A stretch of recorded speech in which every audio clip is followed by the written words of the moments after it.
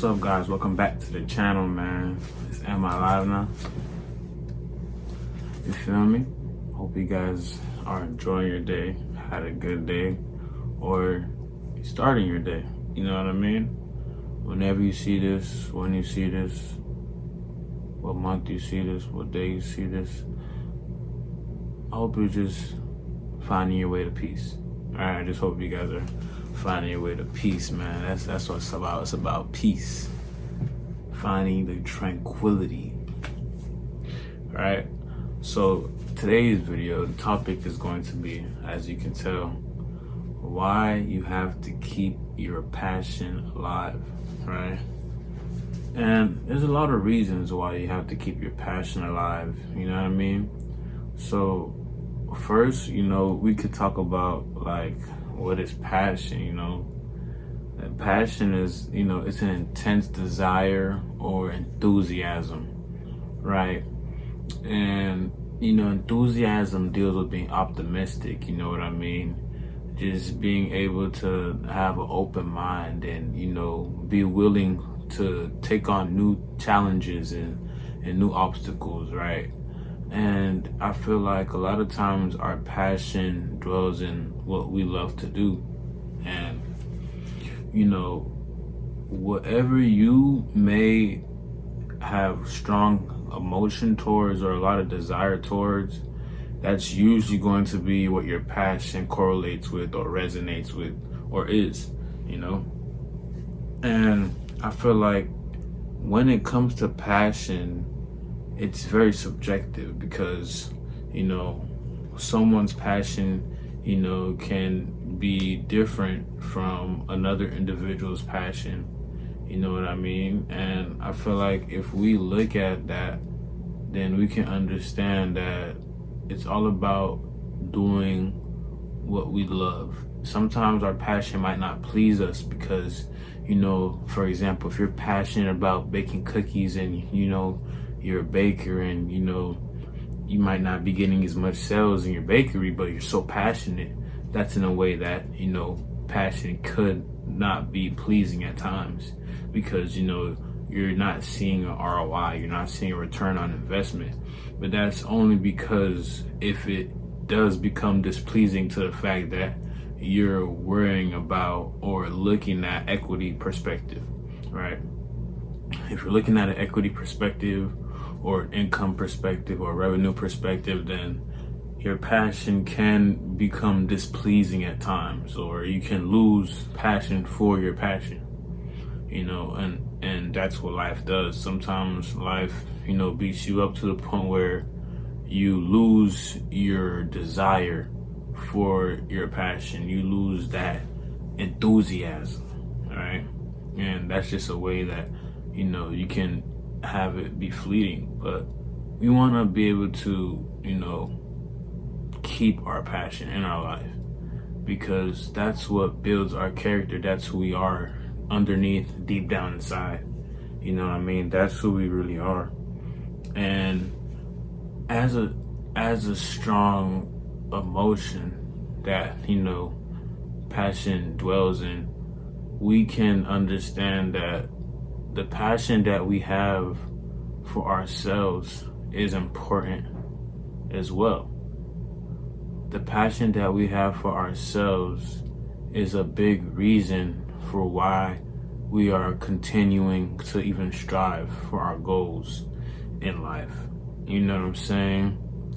Because if you don't have a certain amount of passion for yourself, then it shows that you might not have a lot of self-esteem. It shows that you might be an insecure individual. And it shows that you might not be as enthusiastic for yourself. You know what I mean? And we have to be able to have that level of enthusiasm for ourselves and be passionate for ourselves because it can go a long way. Let's think about this. The butterfly effect, right? Essentially, just layman terms, ID, right? I don't have my ID one day. Ironically, I go out to a club. Someone that I don't know wants to have my ID, but I don't have it. So I left it at home. I leave my ID at home, right? What I'm trying to get at is one cause can change the whole effect of a situation, right? Say I did have my ID, then the person that wanted to see my ID can see my ID, you know what I mean? But because I didn't have my ID, a whole cataclysmic transgression may occur, and it can affect the whole outcome of my night, right? So when it comes to ourselves being enthusiastic for ourselves, we have to be able to understand that if we have this certain drive and passion, then it can affect others. You know, it can be in a positive transgression or a negative transgression, depending on how the individual or parties take the perspective on how they see and digest our passion. Like me talking to you right now is you digesting my passion, which is self-improvement, self-betterment, and self-help. That's what my passion is. I want to help people, right? That can affect you to helping yourself. And in a way, that is a form of butterfly effect, right? In a way, it's like a domino effect, you know what I mean? One domino falls and all the other dominoes fall into different types of patterns. And it's important for you to, one, have your passion still burning inside you and to continue to push towards your passion. And two, you know, you can have a change reaction. You can change others' lives, even if you're not even trying to. But someone might just be inspired. Say you did a kickflip and you posted it on Instagram. You're like, wow, I just seen somebody do a kickflip. Now I want to learn how to do a kickflip. And it's all because you were passionate at something. You were passionate at one thing that you like. You know what I mean? And when you become aware that you have passion towards an objective or subjective, then essentially you can find ways to build revenue. You can find ways to have a passive income. You can find ways to absorb your passion and basically transmute it into something that is beneficial towards you. So you would have a perspective on how you love something, and that something can benefit you. And that's the perspective that we're talking about at the moment. And the reason why you have to keep your passion alive is just so you can still have a certain amount of respect for yourself. Because like I said earlier, the world beats us down, and the world beats us down pretty bad, to the point where we lose passion for a lot of things that we used to have when you were younger. For example, if you like to knit, you know what I mean, you're passionate about knitting, and then, you know, your mom and dad's telling you that's not gonna go nowhere, you have to be a doctor, you have to be a nurse. Well, now you're losing respect for yourself, and now you're trying to appease and please others' appeal, which is not the right way of going about things, but it's understandable because of you caring for their appeal. But once you become a certain level of consciousness, nothing but how you feel matters, right? So going back to you were a knitter, like I'm saying, the world is your environment. So hence your mom and dad telling you that it's not going to go nowhere, you have to be a nurse, or you have to become a doctor.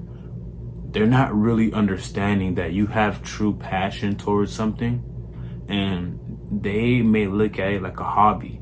They might not look at it like an occupation per se, right? And for you to have that love for knitting, they don't even know the real value of your passion. You can become a knit influencer. You can have a community of people that follow your knittings, and they'll give you a certain amount of revenue to boost their knitting logos. And basically what I'm trying to say is your passion can turn into an occupation, and your passion can trickle down other people's mind, and they can be affected in a positive connotation where they change their life around and have a new way of living.